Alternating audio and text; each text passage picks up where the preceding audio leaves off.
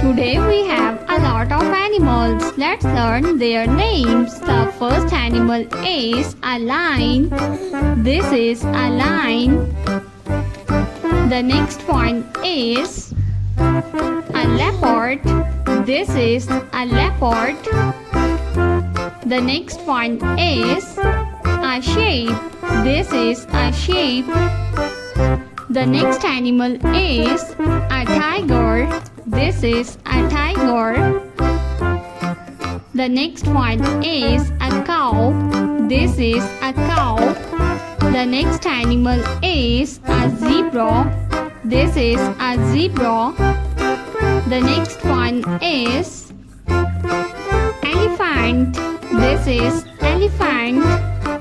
The next one is giraffe. This is giraffe. The next animal is a deer. This is a deer. The next animal is a duck.